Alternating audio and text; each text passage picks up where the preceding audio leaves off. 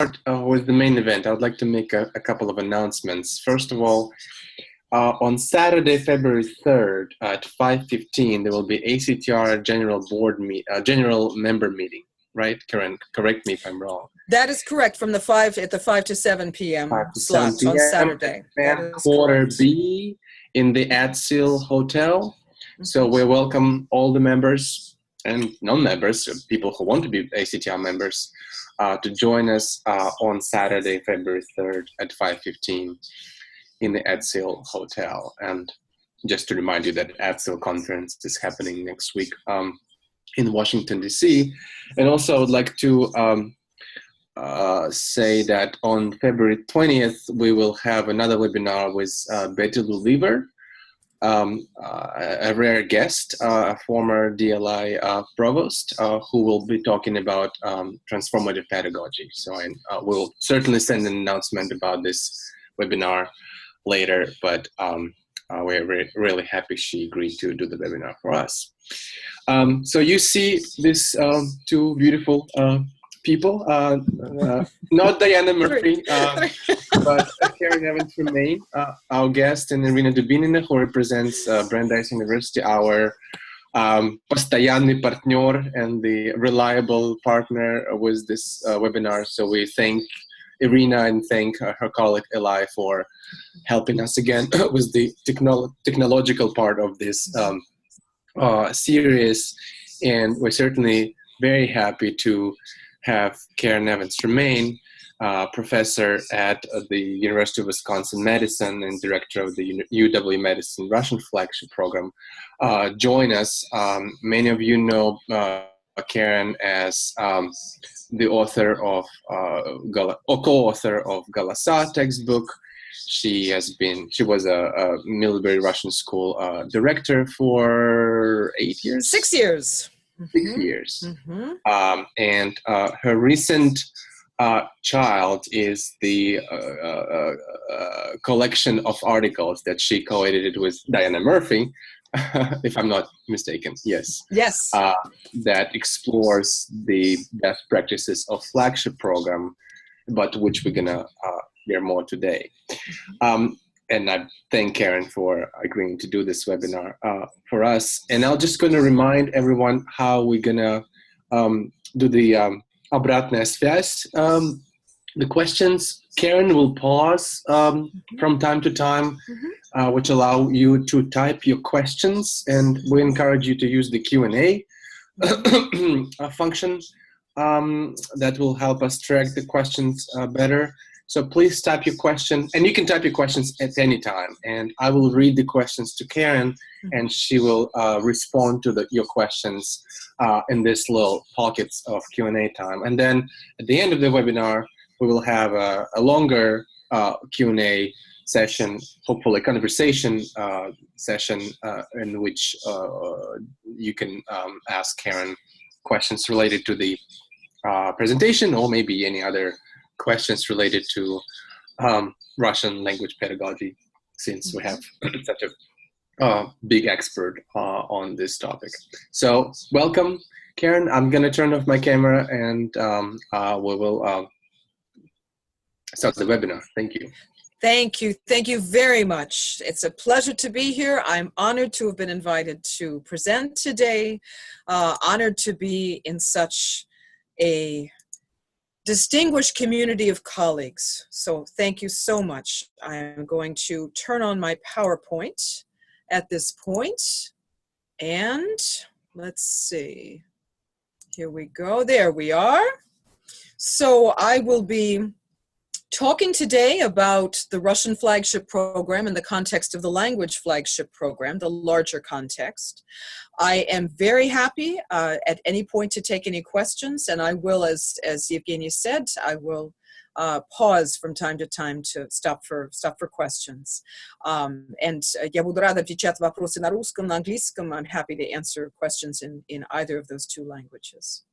So the topic of today's webinar is to talk about the Russian Flagship Program in the larger context of the Language Flagship Program, and about how to apply flagship practices in other programs. So I'm going to start with the Language Flagship official site, and quoting from them that the Language Flagship is a national initiative to change the way Americans learn languages through a groundbreaking approach to language education. Successful Language Flagship graduates will have developed superior level language and cultural proficiency and can apply that proficiency to their field of choice as global professionals. I will add that the Language Flagship is federally funded. It is a public-private partnership sponsored by the National Security Education Program in the U.S. Department of Defense.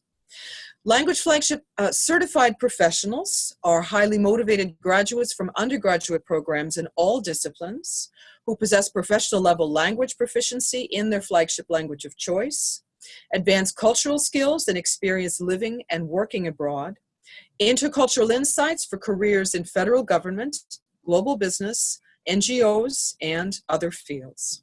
So before we go on, I would like to say a little bit about the scales that we're measuring proficiency on. Professor Garza, in his wonderful webinar back in December, also went over the ACTFL guidelines. So I apologize to those of you who are hearing this information again, but I figured it would be safe to show this groundwork just at the very beginning. So the goal in terms of language proficiency is ACTFL Superior, or a 3 general professional proficiency on the Interagency Language Roundtable, or ILR scale, the latter used by the federal government. So you can see the description. In ACTFL, speakers at the superior level are able to communicate with accuracy and fluency in order to participate fully and effectively in conversations on a variety of topics in formal and informal settings from both concrete and abstract perspectives. So you see the website there if you'd like to look further, and you can hear samples of speech at all levels, including superior, on the ACTFL website, and see descriptors in both English and Russian, as well as in a variety of other languages. The federal government described, the Interagency Language Roundtable describes general professional proficiency, or level 3, as the ability to speak the language with sufficient structural accuracy and vocabulary to participate effectively in most formal and informal conversations in practical, social, and professional topics.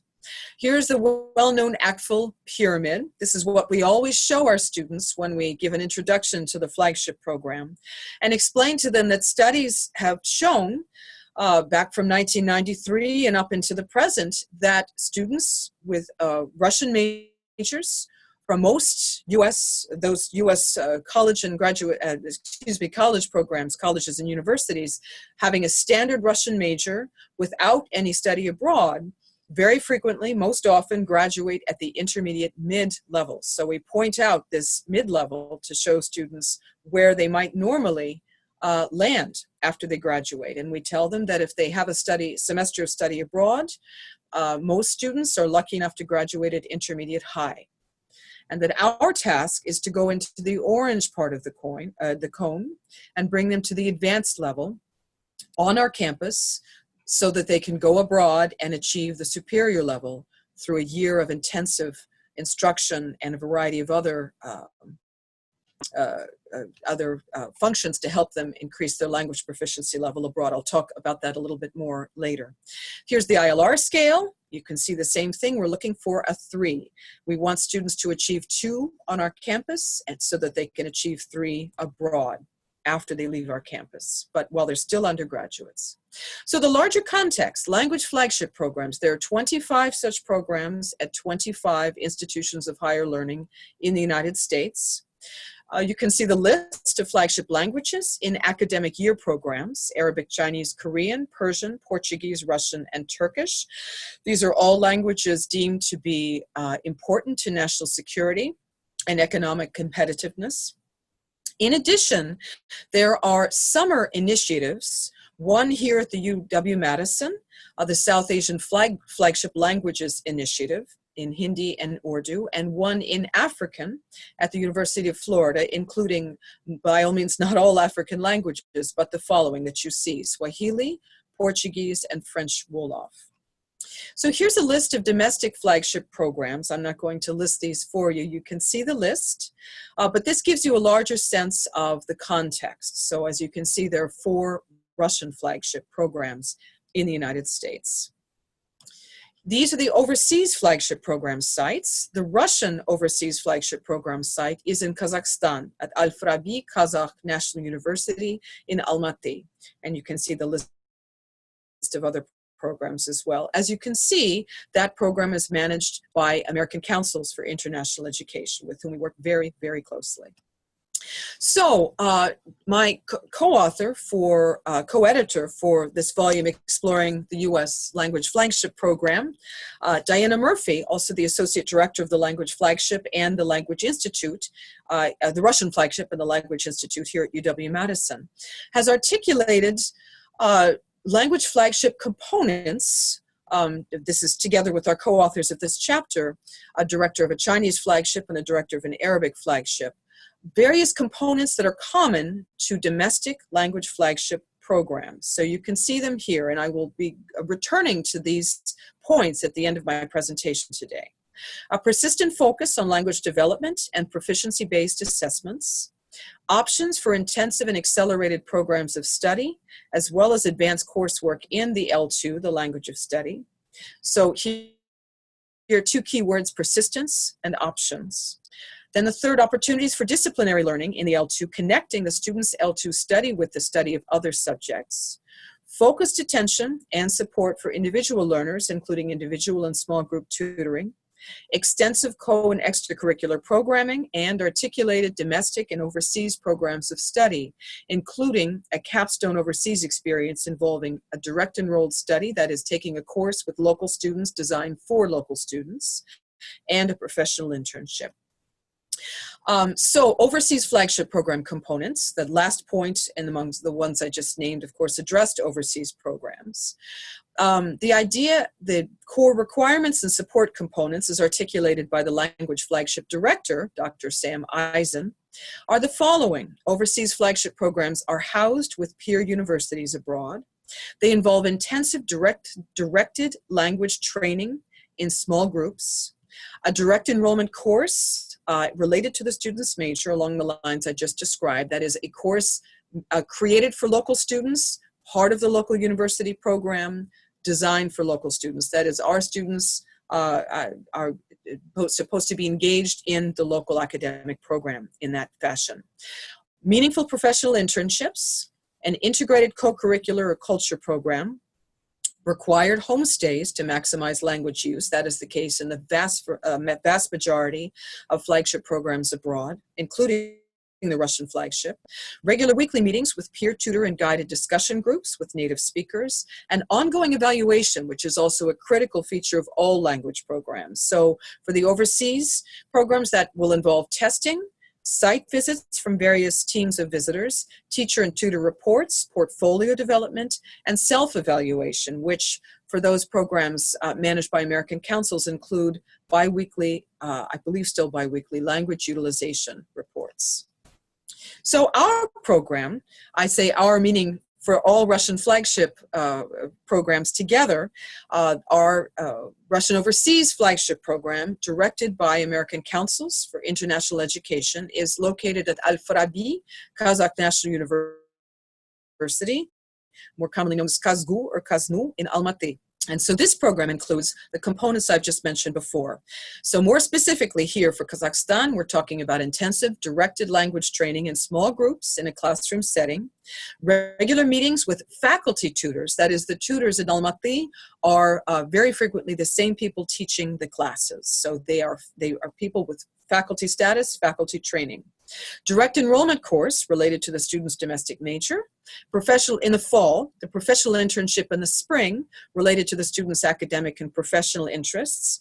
An integrated co-curricular program, that is excursions in and out of town.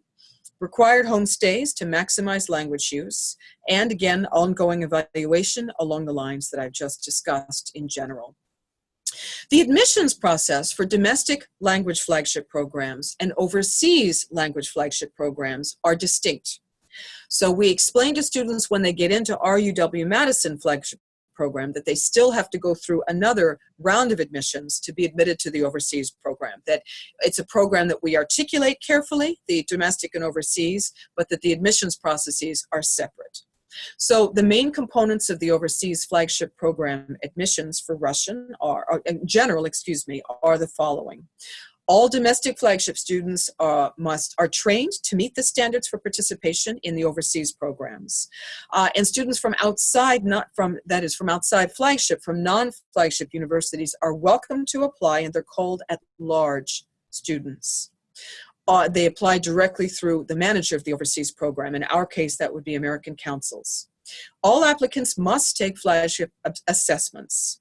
They must meet a minimum proficiency of ILR level 2 or ACTFL Advanced in 3 modalities, including speaking, or an ILR 1+ or intermediate high in 1 modality, which cannot be speaking, in order to be accepted to a flagship overseas program.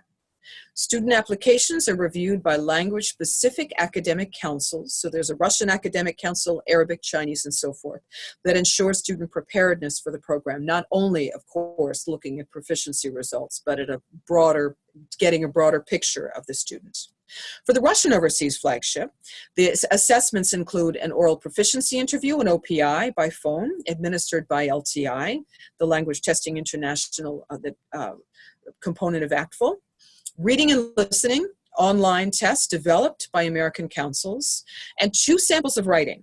One that's prepared, an application statement in Russian of 500 words in response to a prompt on the application form, and a case of impromptu writing, a timed essay in Russian in response also to a prompt, a different prompt, also developed and administered by American Councils. So we are the youngest of the 4 Russian flagship programs. We were founded in 2010. You can see the list of the other flagship programs. We work very closely together. I also want to point out that the overseas Russian flagship program used to be in St. Petersburg at St. Petersburg State University until 2004. During the Q&A, I can gladly explain why the change took place. Now since 2014, did I say 4? I meant 14. Since 2014, we are in Almaty at Al-Farabi Kazakh National University. So our own program, now I'm honing down to UW-Madison. Ours is a joint effort, and that will be one of the ongoing themes of my presentation today. It takes a village, it takes a community to build a flagship or a flagship-like program. This is not by any means anywhere a one-person show. So here at UW-Madison, it is a joint effort of the Department of Slavic Languages and Literatures. It used to be, now it is the Department of German, Nordic, and Slavic, and the Language Institute and the doctoral program in second language acquisition, in conjunction with our Center for Russia, East Europe, and Central Asia, our Title VI Area Studies Center, and the International Division and the Office of International Academic Programs, which is our name for our Study Abroad Office. So I want to point out something very important about the flagship, at least here at UW-Madison. This may not be true across the board, across the country. Flagship is not a major.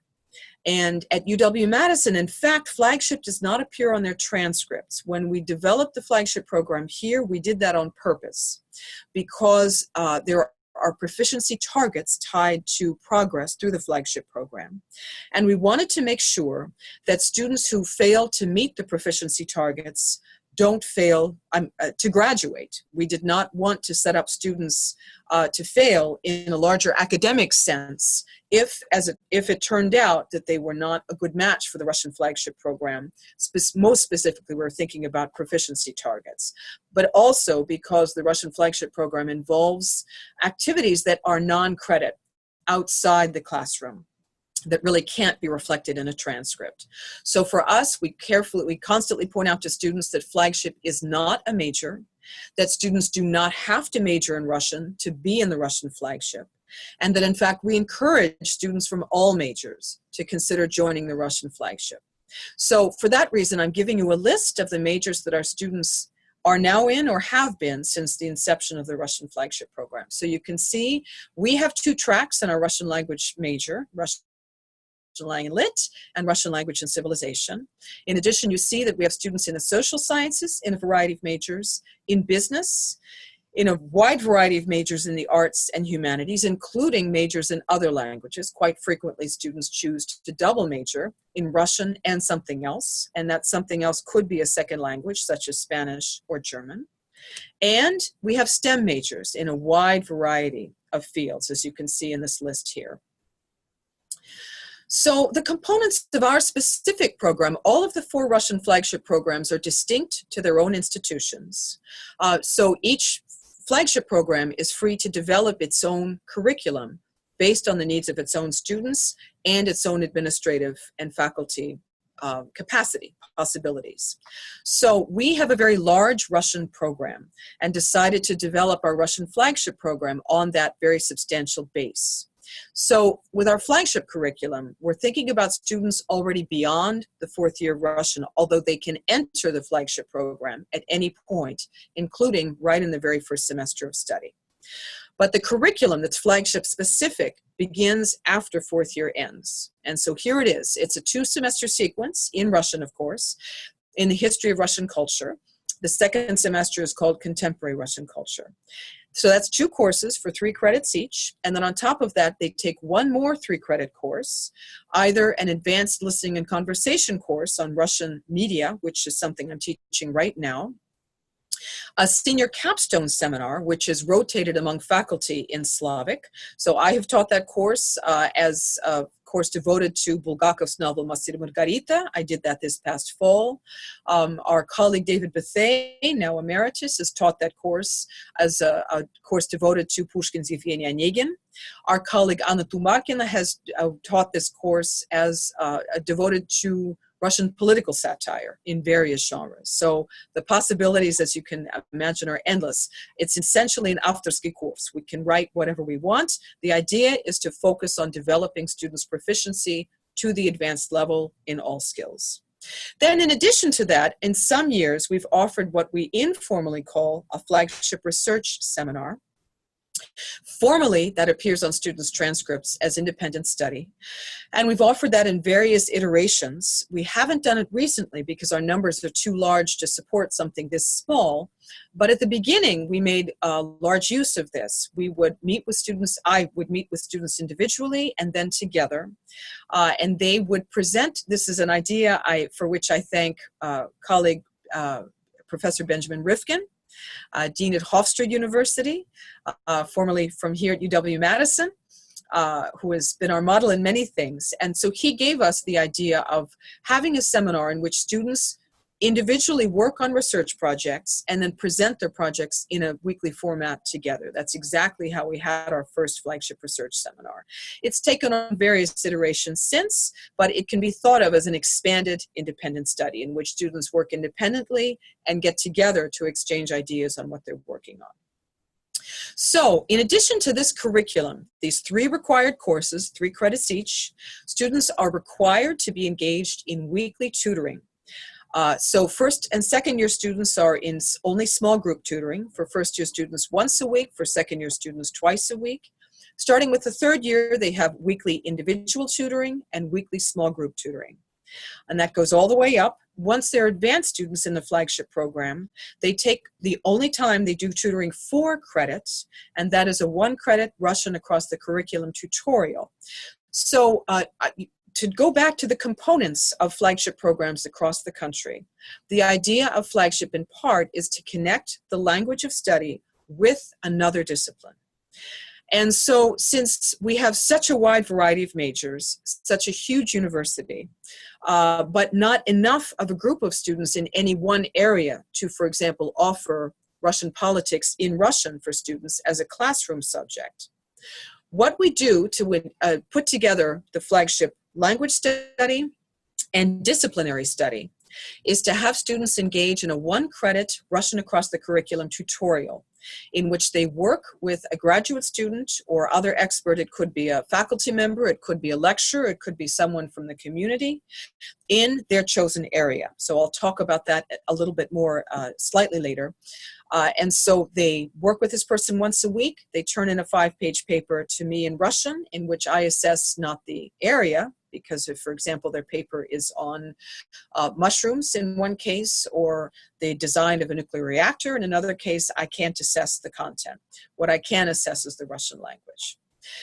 So that is the tutoring on the whole. It's overseen by my colleague Anna Tumarkin and coordinated by our wonderful coordinator, Laura Marshall. Then there's assessment that I'll talk about more soon. There are co-curricular activities called the social hour broadly.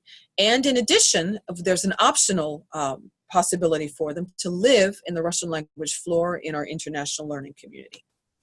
So our admissions process is separate from admission to the university. We have two deadlines twice a year, 15th November and 15th March. We recruit heavily before this admissions deadline. There's an application form, including a statement of purpose on goals and interests in English. Students must have a 3.0 GPA overall and 3.5 in Russian, both when they're admitted, and they must maintain that level throughout their time in the Russian Flagship program.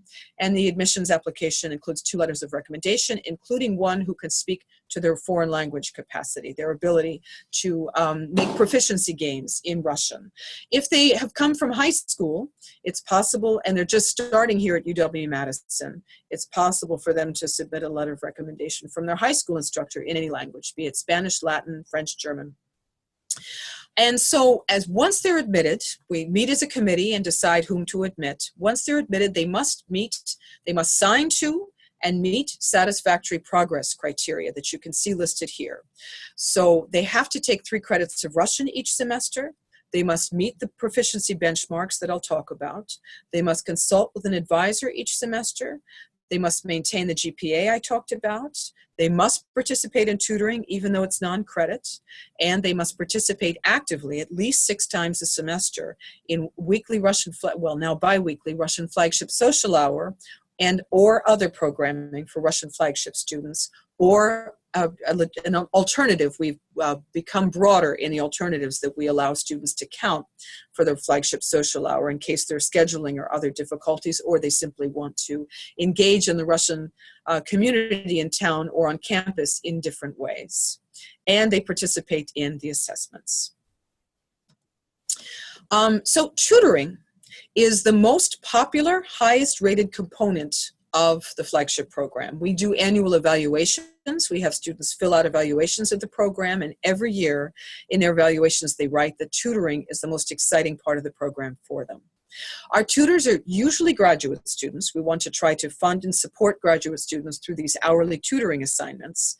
Then beyond graduate students, we hire what we call academic staff. Here at UW-Madison, those could be lecturers in any discipline, could be postdocs, or Russian-speaking members of the community. I've talked about the structure of tutoring, and I've talked about the Russian Across the Curriculum tutorial. So that tutorial can be linked to a concurrent course, a course they've taken in the past, or a student can just design a topic based on his or her area of interest. I'm happy to answer questions on that later in our Q&A period.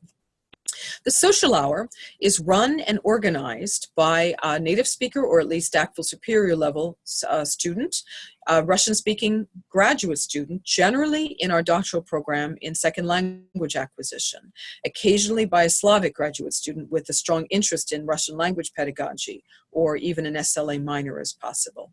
Doctoral minor, that is.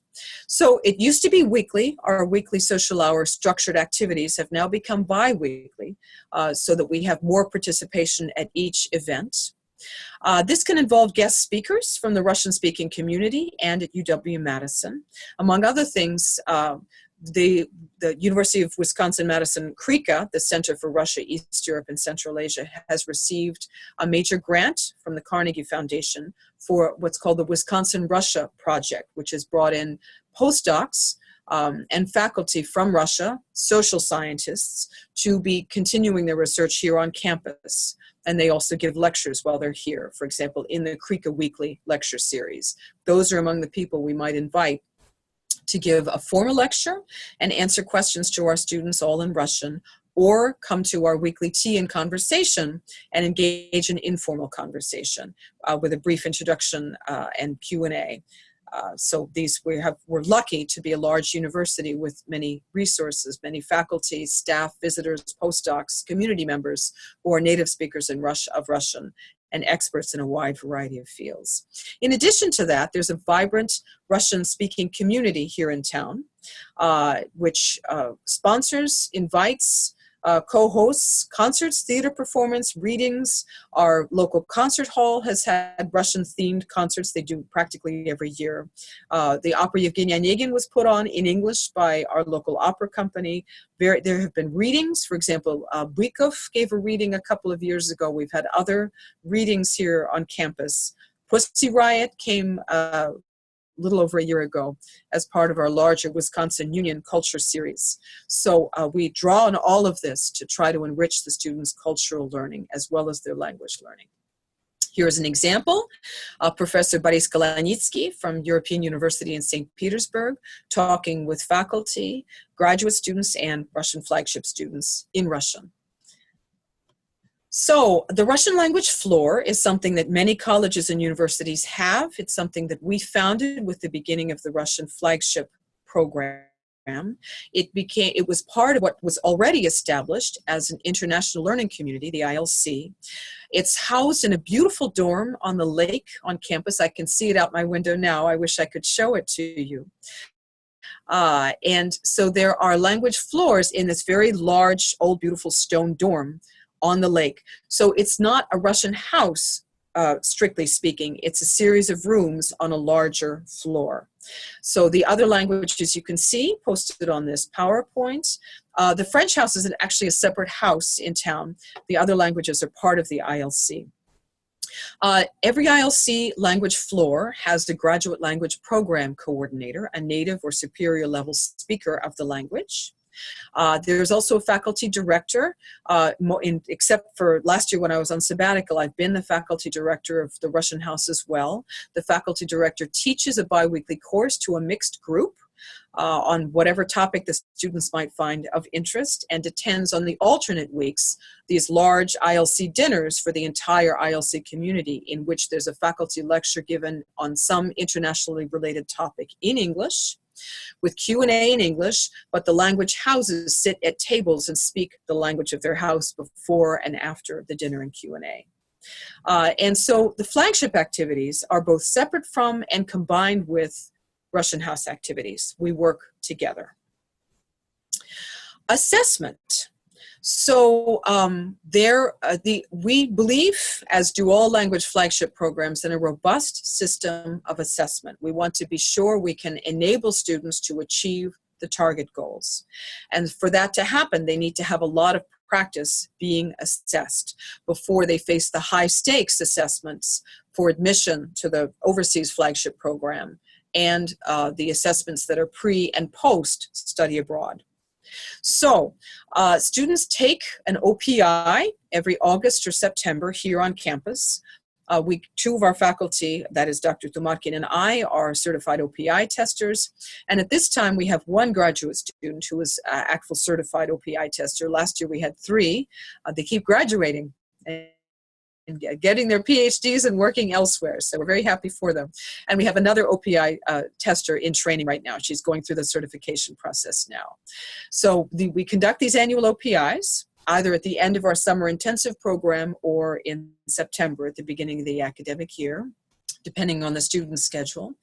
Then in addition, under Professor Rifkin at UW-Madison, now continued under Dr. Tumarkin, we have had over many years developed computerized assessments that Dr. Tumarkin and her team continue to develop in reading, listening, and grammar and structure. We conduct these assessments for all language flagships, Russian flagship students, every August or September. In addition to, those are the local assessments we conduct. In addition, every April, all Russian flagship students from all 4 Russian flagship programs take American Council's computerized assessments in reading and listening, so that we can take the students' proficiency temperature, so to speak, using instruments that are very similar to those that will be used for the admission to the overseas capstone. I forgot to add an extremely important point. I think it may come up in a later slide, but I will mention it now. Study abroad is crucial to all language flagship programs. In the Russian flagship program, students are required to study abroad twice. I've already talked at some length about the capstone academic year study abroad program at Al-Farabi Kazakh National University in Almaty. Prior to that, students need to do at least 6 weeks of formal academic coursework in a formal program of study abroad in a Russian-speaking country. For UW-Madison, the most likely choice is the American Council's Russian Language and Area Studies program. I will talk about that at a greater length in a minute. And they conduct pre- and post-program assessments. So those two go into the student's electronic file that we have here. Those become part of our once a semester advising, and that helps us, again, take the student's temperature in terms of proficiency as they progress through the program. So, advising. Here are our targets. We have made targets in some ways along the lines of the targets made at Middlebury, for those familiar with the Middlebury levels and programs. So by the end of the second year, students are expected to be at intermediate mid. By the end of first year, they're expected to be at intermediate low. By the end of third year, things begin to span out in terms of where we want to see them. So in reading and listening, they're expected to be at intermediate high, and in speaking and writing at intermediate mid. By the fourth year, they're expected to read and listen at the advanced level, ILR 2, and to speak and write at intermediate high. The goal, of course, is that they reach ACTFL Advanced, ILR 2, in all 4 skills by the time they apply for the overseas program. That is in January. So by the time they've taken at least 1 semester of the advanced curriculum, they need to have achieved those levels. So it's very intense. So we check in with students through this robust assessment program and once a semester advising to make sure they're meeting those targets. Again, you see the final goal at the end. So here's the traditional timeline. If a student, as most of our students, comes to the university with no Russian, they finish first, the idea normally for a traditional student, that is a traditional timeline in our program, is that they take their first year here. We offer intensive first and second year Russian during the summer. First year Russian is funded by Project Global Officer, also a National Security Education Program, sponsored program, NSEP. So the idea, the preferred timeline, if they come in without any Russian, is first year during their first year, intensive second year during the summer here, third year during their sophomore year here, study abroad after that sophomore year. Their third year, their junior year, they would take the advanced coursework because study abroad would count for fourth year Russian if they take it right after, third year, and then to apply to the overseas capstone program for their fourth year. Very frequently, students have a second major that's very demanding. For example, it could be in engineering or something else very demanding. And so sometimes they're here on campus for 4 years, and the capstone study abroad is a 5th year. That's more typical, but 4th year is possible. So after study abroad, I'll stop for questions. So I've talked, I think, in general about study abroad, the academic year requirement, the previous minimum 6 weeks. Here at UW-Madison, we have a contractual relationship with American Councils by which their Russian Overseas Flagship Program, or RLAS, counts for UW-Madison credit and UW-Madison residency. In turn, flagship scholarships are available only for RLASP in Almaty and for the capstone program. I will stop now at this point and take questions. Are there questions at this point on our program, our tutoring, the study abroad, and other requirements? There's a question about ILR, Karen. Yes, please. Does the ILR level timeline apply to all languages equally, or is it different for different category languages? That's a fantastic question. I think in rough terms, that probably does apply to all languages. I'm afraid to speak out of turn because I can't answer as an expert, for example, on the requirements as students progress for Arabic and Chinese, for example. But my guess is that since the goal, I forgot to say one really important thing at the beginning, which is that all flagship students are expected to be undergraduates. And so since we all want our undergraduates to graduate in 4 years, my guess is that the targets are roughly the same for Arabic and Chinese. Okay. Great question. Other questions? I'm racing through pretty fast. Happy to take Okay, there's questions. one more. Sure. Do you do any formative testing or only summative testing? Is the temperature taking you talked about formative in nature or a summative point in time? So we separate proficiency testing that goes on outside the classroom from all the kinds of evaluation that go on in the classroom. And in any course, in any classroom, there could be summative and formative various forms of assessment.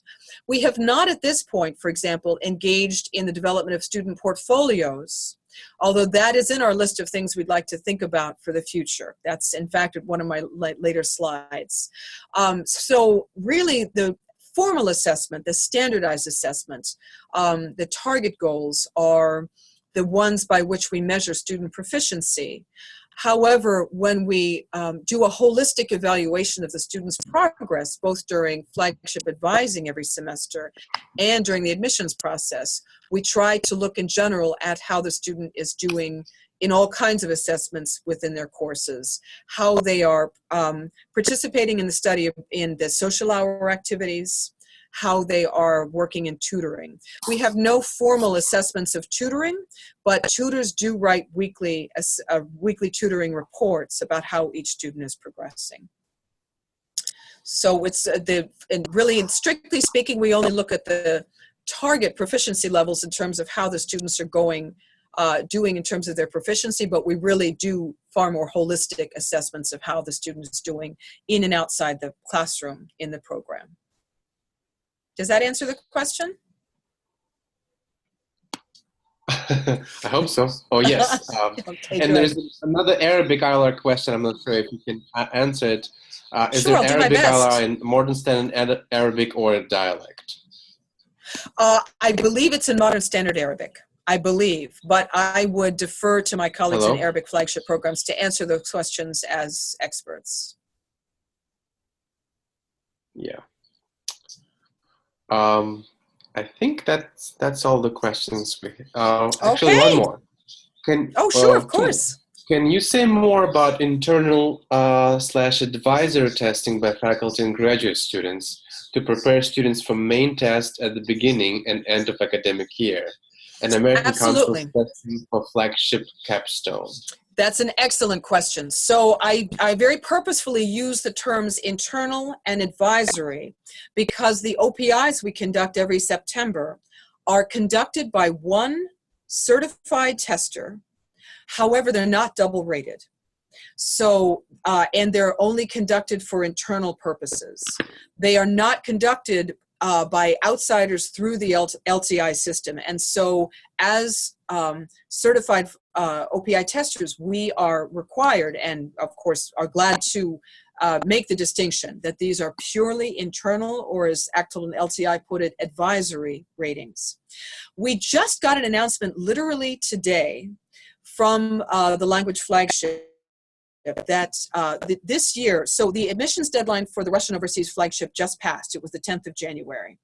And so students are now going through the assessments for the Russian Overseas Flagship, right as we speak this week.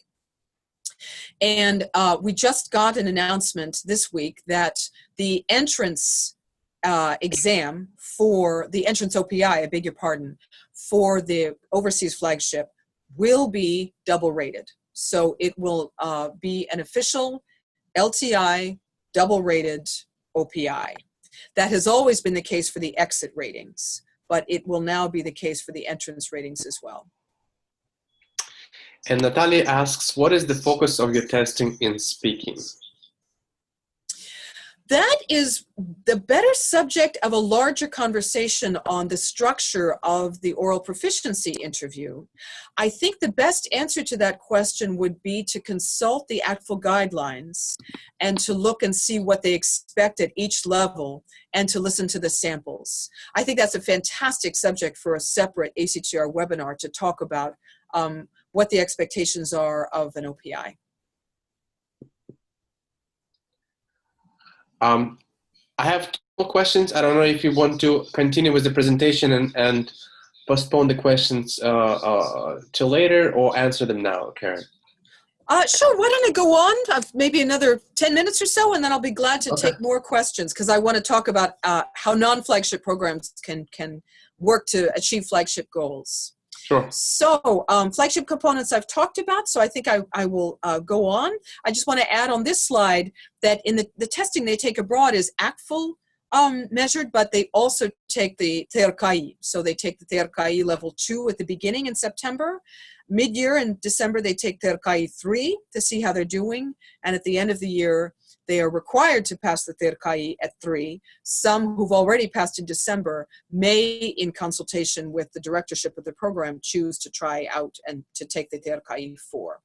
So here are some pictures of Al-Farabi, Kazakh National University. Just wanted to show you what a gorgeous campus it is. Unfortunately, that's a foggy day, so you can't see the mountains. Here are some of our students. These are the tutoring outside the classroom. Okay, so how do we get students ready for study abroad? I think this is relevant for at-large students. We have alumni panels in person and by Skype, and with representatives of our study abroad office and of American councils, so that we give a large picture of what this program is, how to prepare for study abroad. So students come in directly by Skype who are now in Almaty to talk about both the pleasures and the demands of that program, so that students applying have a realistic idea of what it's like there. We have student-only Skype sessions. So we have the faculty, the parents, so to speak, leave the room and have students speak with their colleagues, their peers in Almaty at the time to talk about whatever nitty-gritty questions they might have about the program that they might not feel comfortable asking while we're present. We're very lucky at UW-Madison to have an entirely separate agreement with Nazarbayev University in Kazakhstan, an English medium university in Astana. And according to that agreement, students from Nazarbayev University come here to study in the summer. So we're very lucky to be able to set up conversation exchanges with those students from Astana, from Nazarbayev University, in Russian and English during the summer. So everyone benefits, because those are students who are studying in Kazakhstan in English, but they're native speakers of Russian. So it's a perfect medium for a conversation exchange. We have individual meetings from students after they come back from the academic year capstone if we can.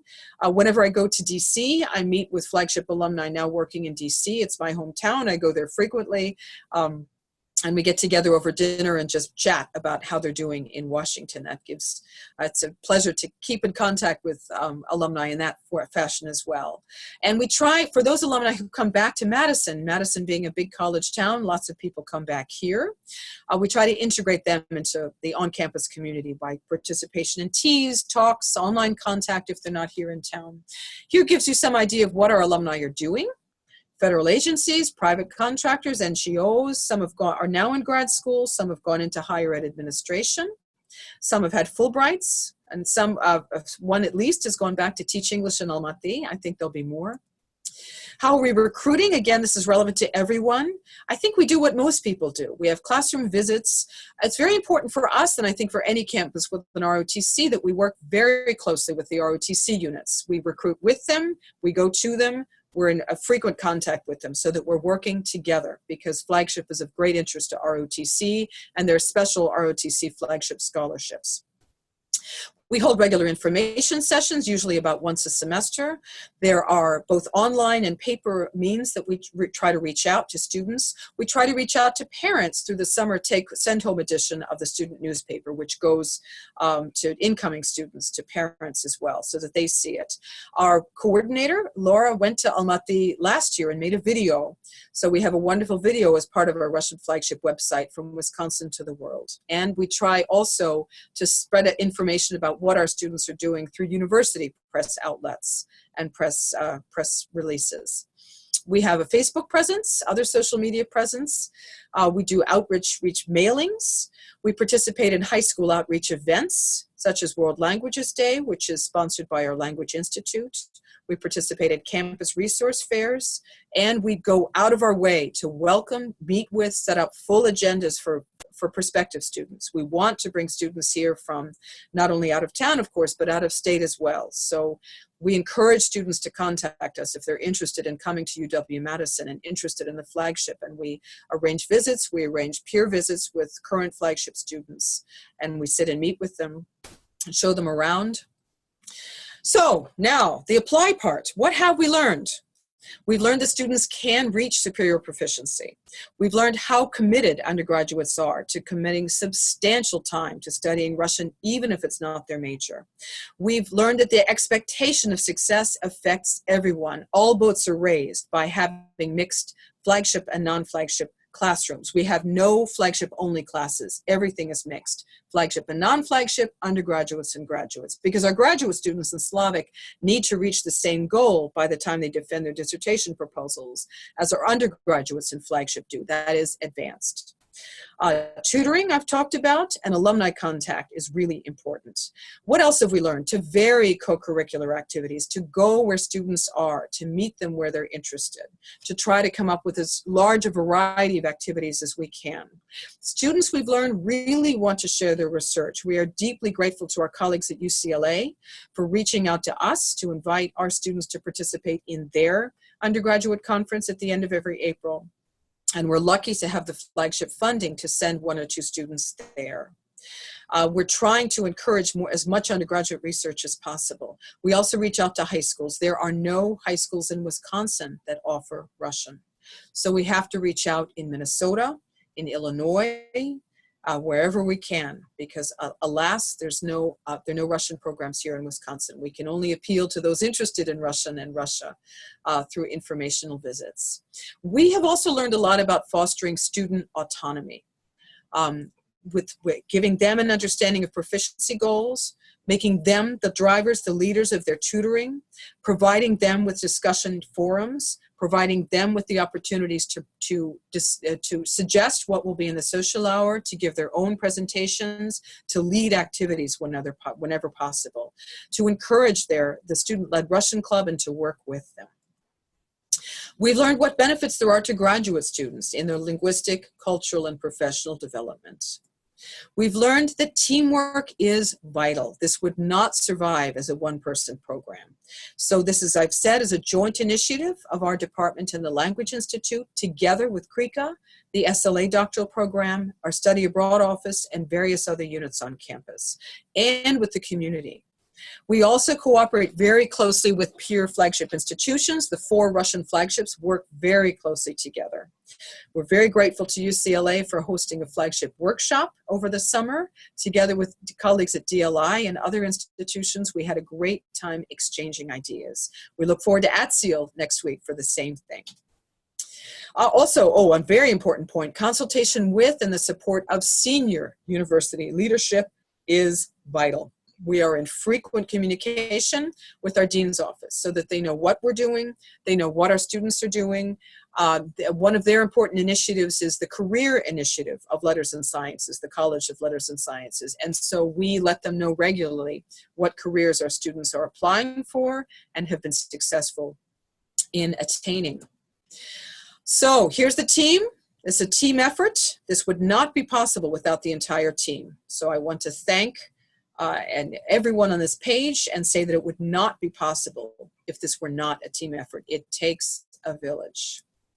What have we studied? So we've talked about the flagship book. I will cite various things in our bibliography from that book. There have been other studies as well. We worked with graduate students, Snezhana Zheltoukova, in writing about student tutor perspectives. Snezhana later took that topic and ran with it in her own dissertation. She's now teaching at Stetson University. Our colleague Madeline Spring, director of the Chinese flagship at University of Hawaii, wrote a fabulous article on language for specific purposes curricula. There's Snezhana's dissertation. What are we working on? More outreach on the flagship. This webinar is part of our outreach to talk about what the flagship is, what we want to do. Laura, our coordinator, is developing a career day because students, of course, are very interested in learning about career opportunities. My colleague Anna Tumarkin has turned her 3rd and 4th year combined conversation course into a blended format. She will talk about that at ATSEAL next week. She is continuing to develop assessment instruments. One of the challenges of our program is helping students to become more familiar with Kazakhstan, with Kazakh language, Kazakh culture. And so last year, while I was on sabbatical, Diana Murphy, together with a team of TAs, developed an Introduction to Kazakhstan course that this year is being taught, that was in pilot form, non-credit last year. This spring, it's being taught as a 1-credit course by Kazakhstan native Asel Al-Muratova, a doctoral student in our program, who is also the graduate language program coordinator of our Russian house of Ruski Dom. And she's teaching this in English to all ILC students, and it's open to flagship students as well. So anyone interested in learning about Kazakhstan in English can take Asel's course. What are we working on? We're part of something called the Flagship Culture Initiative that I will gladly answer questions on during the Q&A. I realize my time is coming to an end. The PI of that project is Valeria Anishchinkova, University of Maryland Arabic Flagship. We're working in close cooperation with American councils and several other language flagship institutions here and overseas. As part of that FCI, we're now developing with several colleagues, you can see them listed here, a Kultura modeled exchange with students at Nazarbayev University. That'll be part of my media course this coming month. We should be launching in 2 weeks. We're working with high school outreach and high school articulation. Our colleague, Professor David Bethay, now emeritus, directs the Pushkin Summer Institute, which brings high school students, mostly from Chicago, charter schools where Russian is taught. These are students from underrepresented populations. Many of them are heritage speakers of Spanish. They come here in the summer to study Russian, and they take Russian at their home high school. And that is managed by KRIKA, another example of close cooperation among units. Where do we want to go? More workshops for flagship students, more opportunities for undergraduates to present their research, continued alumni development and learning about their career achievements, and further career development information, and further research on the flagship. High impact practices you can see listed here. Again, these are things that I think many of you are already engaged in. The idea is to foster undergraduate agency and to provide as broad a possible an array of activities which can enhance student learning outside the classroom as well as in. And so here's more about applying the principles that we talked about at the beginning that my colleague Diana Murphy articulated in chapter 2 of the flagship volume. So set targets, give options, work with other departments, for example, in FIG, first year interest groups. So a current FIG that's extremely popular was initiated by a colleague in the history department. And so we strongly encourage that kind of interdepartmental cooperation. First semester Russian was part of that FIG. So that's run successfully for 2 years now. Co-taught courses, we used the Russian across the curriculum, in part expanding something that the history department had already done, in which history students got an extra credit, added 1 credit to their paper by doing source work in Russian. So we got our inspiration from them. Engaging peer tutors, teaching, advising techniques for learner autonomy, doing as extensive and as varied co-curricular programming as we can, working with students here and abroad by Skype, doing exchanges of various kinds, articulating. I want to emphasize to colleagues outside flagship that anyone can apply to the Russian Overseas Flagship Program. As I say, sadly, the deadline ended for this year. It was January 10th, but think about this for next year. Work with your study abroad office if you want to come up with an overseas program that's flagship-like, that's flagship intensive, like as Professor Garza has done at UT Austin through American councils. Craft things according to your student and programmatic needs. Consult with your students. Examples here of how flagship principles have been applied elsewhere. UT Austin is a fantastic example. Portland State has done a phenomenal job of engaging the community and working closely with their community college in Portland. There's student internships. Students find careers in Russian in Portland. They work with tutors from the community. They've been an inspiration in how to work with the community. As I've said, we've worked with high schools outside Madison in helping to learn students to learn Russian when there are no high school programs. So we had a question before this webinar started about what are the qualities of Russian flagship faculty? Here they are. Be prepared to change the way you teach, to work with students in all majors and in a variety of interests. Be prepared to work across departmental and unit lines to develop programs that work for your students. Be open to suggestions from colleagues, students, and alumni. Think in new ways about how you develop your programs. Be committed to enabling students. Encourage student persistence, student initiatives, student suggestions. Meet students where they are, in and outside the classroom. So I think these engage points pretty much cover the same things. So engage everyone on campus, in town, who could possibly be a part of your team to develop the best possible program you can. So here we are engaging the community and ways in which students can be engaged. I think here I'm repeating myself, but I want to make the great point that we work in a cycle of teaching and learning, and we need to continue to learn from our students. It can teach us so much. And I want to end by thanking Evgeny Dingup, Irina Dubinina, the director of the Language Flagship, Dr. Sam Eisen, my wonderful co-director in the Russian Flagship program, Diana Murphy, Anna Tumakin, the assistant director of the Russian Flagship, Laura Weigel, the Russian Flagship coordinator. American councils from all the bottom of our hearts, Dan Davidson, Maria Lekic, and program officers Gennady Babankov and Derek Groom, who are working with students now as they apply. And many, many thanks to Brandeis University, our webinar hosts, and to ACTR. So here's a big old bibliography that will be posted later, and I'm happy to take more questions now. Thank you. Thank you, Karen. We have some questions left over from before. Question about the capstone year. Yeah. During the capstone year, do your students keep journals of their language learning experiences? If yes, do you do any kind of analysis of this input?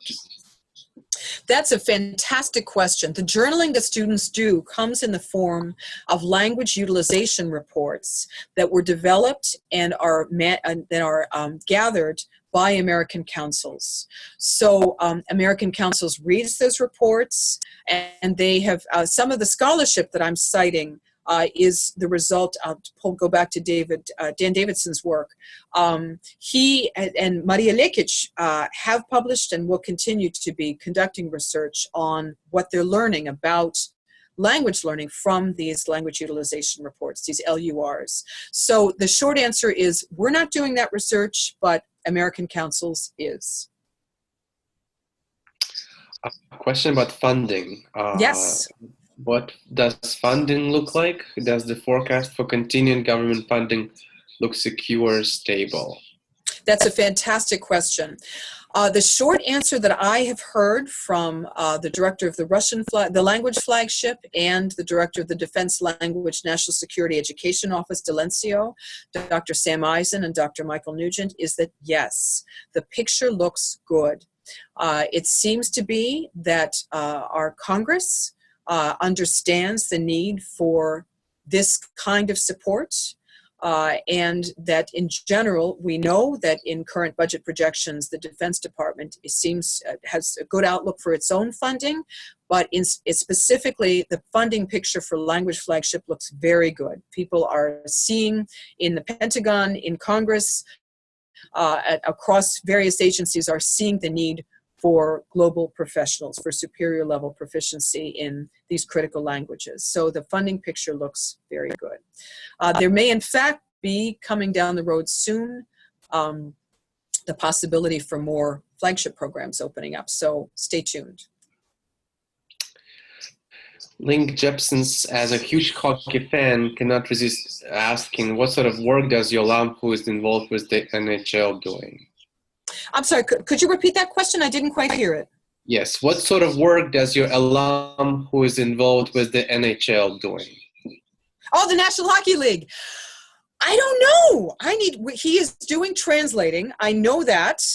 That is on our bucket list of things we need to do. We want to reach out to our wonderful alumnus, Tim, and find out what he's doing with the NHL. So it's a perfect match because Tim is a huge hockey fan.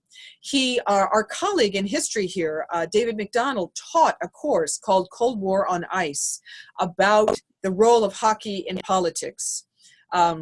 And Tim Butler, our alumnus, took that seminar and is fascinated with the subject. So this is the best possible outcome for a Russian Flagship alum to find work in one of his greatest areas of interest. So in fact, that's on our list of things to do this semester. Tim has welcomed that we reach out to him. So we want to reach out to him and find out exactly what he is doing with the NHL. But the short answer is that I gather that he is as a translator, and I'm assuming a cultural ambassador. So we'll find out more. We'll report on it as we can. That's a great subject for a press release as soon as we have it done. Could you please talk more about the Cultura, I'm not sure how to pronounce it, Cultura Modeled Exchange course? Absolutely, I'd be happy to, because that's a work in progress right now. So this is based on the Cultura model at MIT. So if you Google Cultura and MIT, you will learn about the principles of a Cultura-like exchange. This kind of exchange was developed at MIT for French and English classrooms. Colleagues of ours, including, if I'm not mistaken, Linda Benedette at Brown University, have been engaged in, and my colleague Bill Comer at the Portland State Flagship, have been engaged in Cultura exchanges. So the principle of a Cultura exchange is exchange of cultural insights and information, generally in the native language of the people involved. So our students write this is all online, of course, our students write in English. The students at Nazarbayev University will be writing in Russian. And if you look at articles and the website of Cultura at MIT, you will see that there are certain kinds of Cultura activities, including word associations.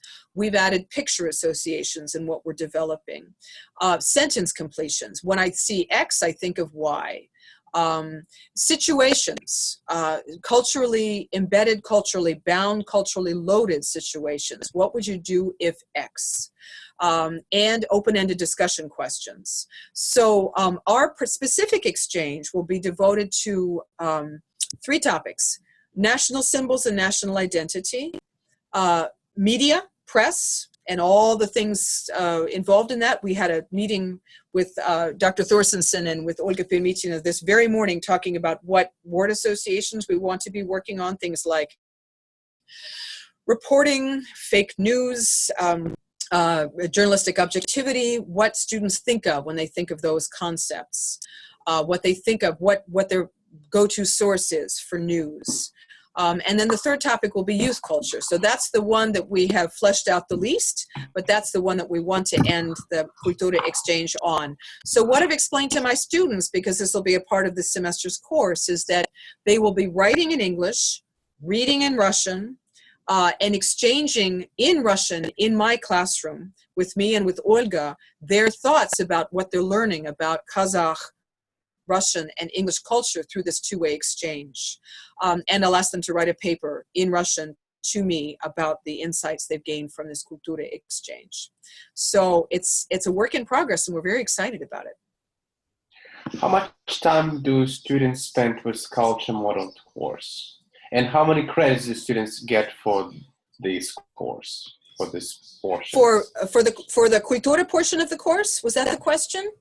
Or for, yes, so that's really flexible. And for my particular course, which is a 3-credit course, since students will be working on this specific Cultura exchange only for 4 weeks, and that will not be all of what they're doing for that course, I've decided to make it 15% of their grade. I had thought about making it 20, but since this is still something in progress, I was worried about putting too much of the grade into something that the outcome of which I'm not really quite yet sure about. So 10% of their grade will be the participation in this exchange, this online exchange, and their participation in these Friday in-class discussions in Russian, and 5% of the grade will be that paper.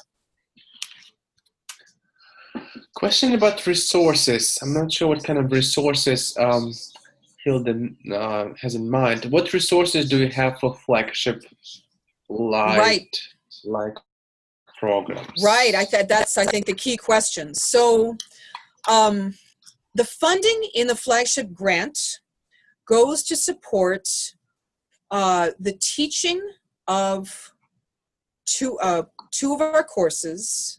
However, in the writing of in the renewal of the grant from 16 to 20, our university, our College of Letters and Sciences, agreed to absorb the instructional costs for the courses that originally were covered by the flagship grant. So the flagship idea is that universities gradually absorb the instructional and staff costs, that is, instructional staff costs of these programs. So by beginning next academic year, all of the instructional costs will be covered by UW-Madison, with many, many thanks to our dean's office.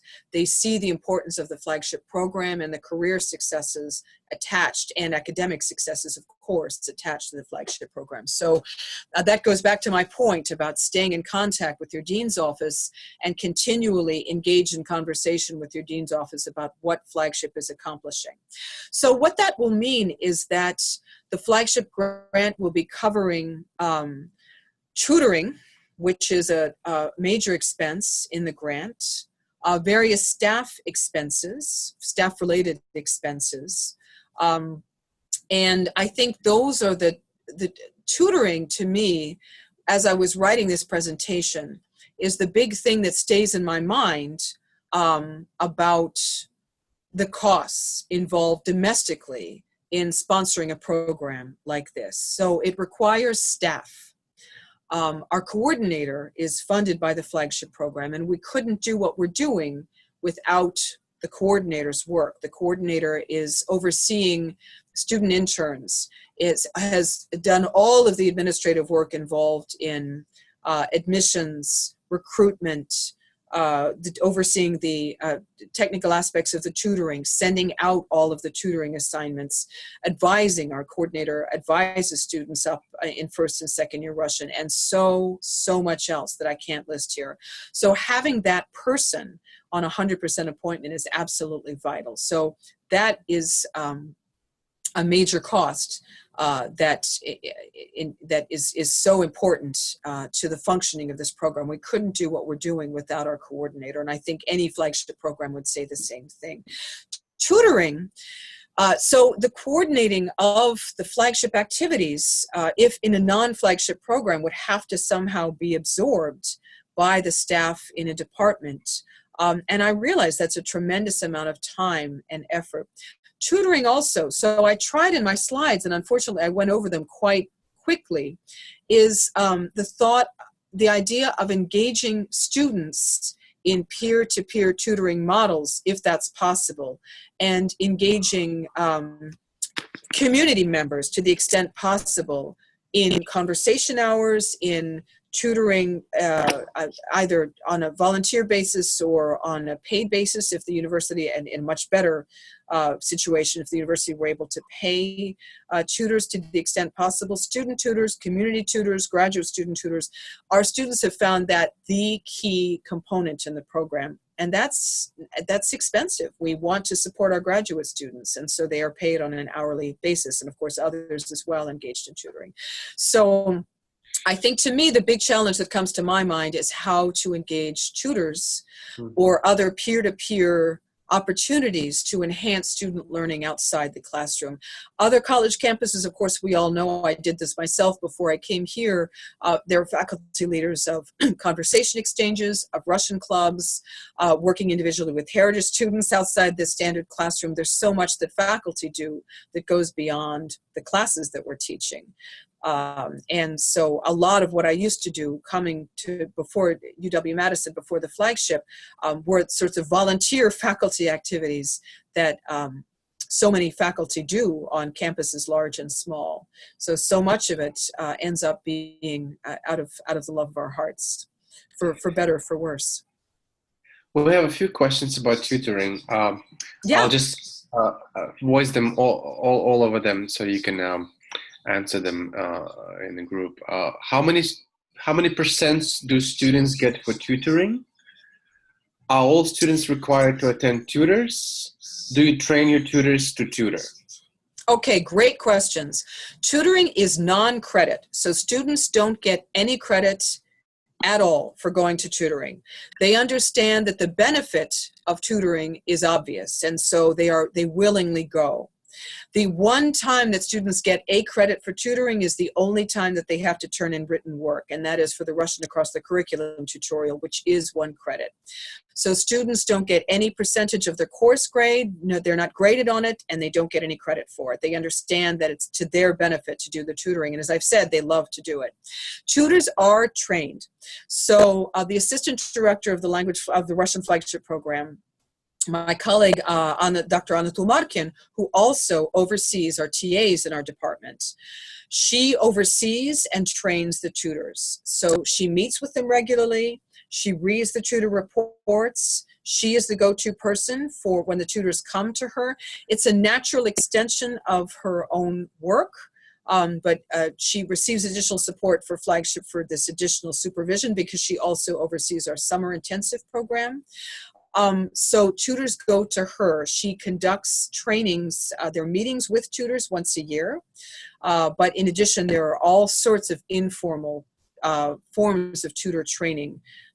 So she also, Dr. Tumarkin, also oversees, as part of her TA training in Slavic, she teaches a 1-credit course called College of Russian, in which Russian language instructors exchange ideas involved in their teaching.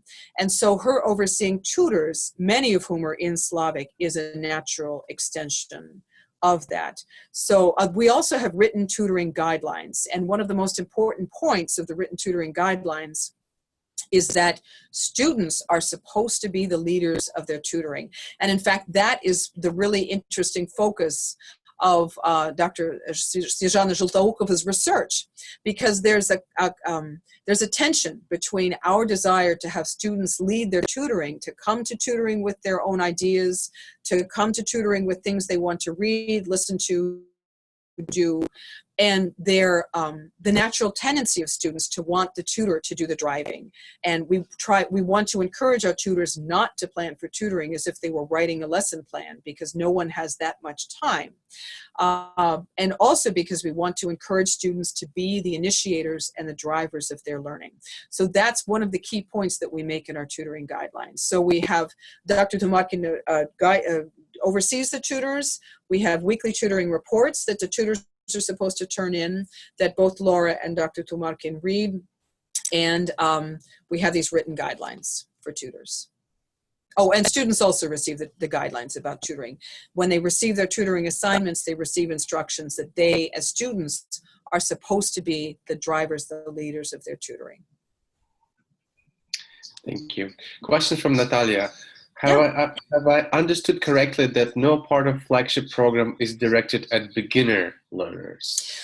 No, not quite. So beginners, students who enter the Russian Flagship in their first year, engage, they take the regular first-year Russian course. In addition to that, they are engaged in 1 hour a week of Flagship group tutoring.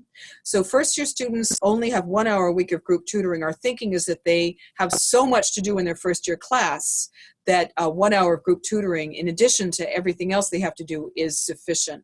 They are not, so I mentioned in my slides that all Flagship students are required to be engaged in 6 hours of social hour a week. First-year students are released from that requirement because many of those activities go on in Russian, and this could be frustrating for them. However, they are strongly encouraged to engage in the 6 hours per semester of flagship co-curricular programming.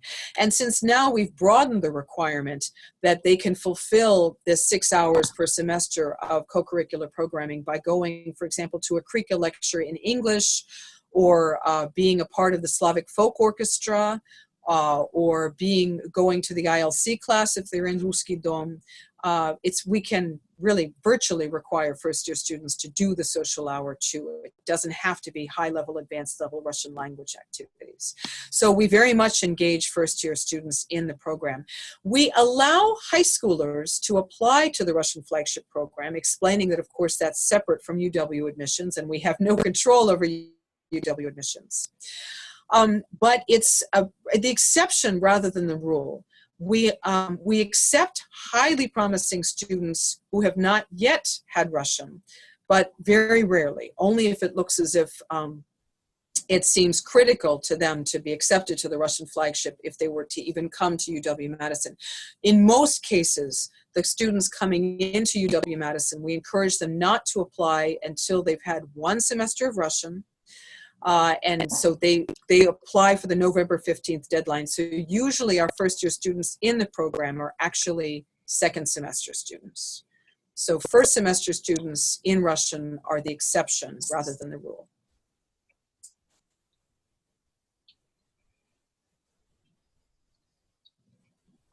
That was a long answer. Other questions?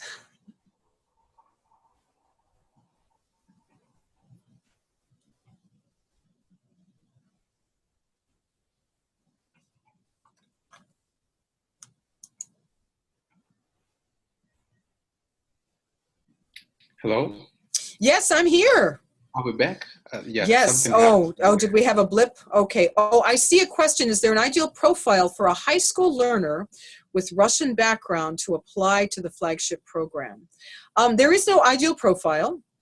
One of the principles of the language flagship is flexibility.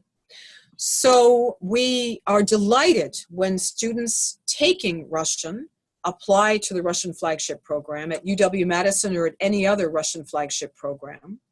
And all Russian flagship programs have heritage speakers in them. I think the proportion of heritage speakers is different in the 4 different Russian flagship programs, simply because, for example, in Madison, there are fewer heritage, in Wisconsin, there are fewer heritage speakers of Russian than there are in Portland or in LA.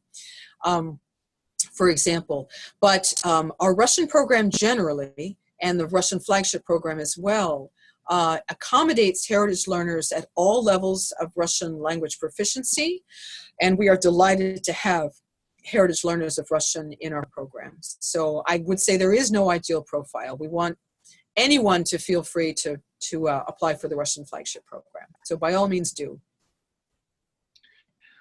We had a clarification question from Hilda, who, when asking about resources, she meant, what resources does your program have for other programs? What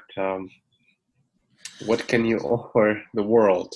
I think at the moment, I guess at the moment, really all we can be offering is in the form of the presentations we're giving about the programs we have. So I guess exchange of ideas, really. Our UW assessments we keep closed simply for the sake of the integrity of the tests. We do not sell or offer our assessments to any other programs outside the flagship, and in fact, we've really pretty much kept those inside UW-Madison again for, or within the flagship circle, I should say broadly, if there were requests to use them at other flagship institutions for the sake of the integrity of the test. We don't have specific curricula that are flagship. We don't have flagship specific curricula. So in that sense, there's really nothing specifically Russian flagship that we could offer to other institutions. We are happy to engage in idea sharing, exchange of ideas about how we design our curricula, what courses we have, and so forth, the way we would in any other way. We'd be happy to send out our tutoring guidelines if that is helpful. So I think I would encourage colleagues to talk to us next week at ACTR, to send us emails if there's specific ideas that they're specific ways in which they'd like to be applying what we have at our UW flagship at their own institutions. Thank you. Probably the last question. Oh, actually, I beg your pardon. I'm sorry. Oh, excuse me, Evgenia. Let me add one more point, which is that there's also our website, which is extremely rich with information about scholarships, about listening resources. There's a resources tab on our website. So, of course, the website is a resource that's open to the world as well, and anyone is welcome to look and see what's there. That includes the description of the Russian Across the Curriculum tutorial. That includes scholarship resources. There are all sorts of lots of information on our website too. Okay, end of my answer to the resource question. I would like to thank you for this website, because I regularly steal steal from it. So that is thanks to Diana and thanks to Laura. So they've done phenomenal work on the website. All right, last question. How do you assess heritage speakers? That is really a question for my colleague, Anna Tumarkin, who assesses students coming into the program. We use the same forms of assessment for everyone in the Russian flagship program, whether they're heritage speakers or not. So there are no heritage-specific assessments that are flagship assessments. Let's see. When Anna Tumarkin is meeting with heritage students to see how they would place in our courses, generally in our Russian program, not specific to flagship, she has a conversation with them. They may write, they might write something in her office to provide a sample of their writing. They may take a placement test, which in our case is usually simply connected to one of our course tests, just so she can get a sense whether at what level she feels they would be placed in. So we don't have any heritage-specific assessments. Everything is really, truly catered individually to the student. And flagship assessments are the same for everyone, heritage or not. Okay. I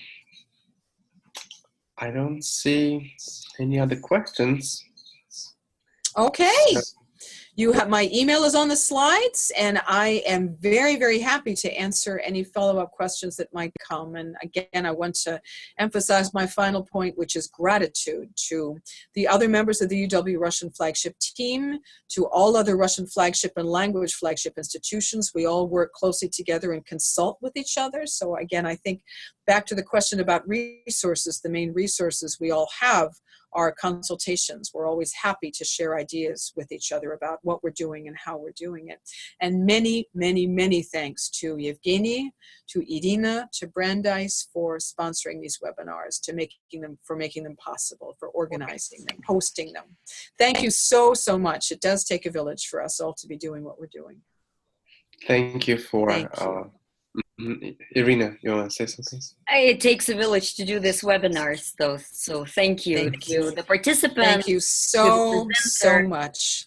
Yes, many thanks to the participants for fabulous questions. It's been a real pleasure being engaged in this way. And I look forward to seeing some of you at ACTR next week, where we can talk some more. Absolutely. All right. Have a great evening, everyone. And tomorrow's Friday. So yay. Yay! Thank you all. Thanks so much. Thank you.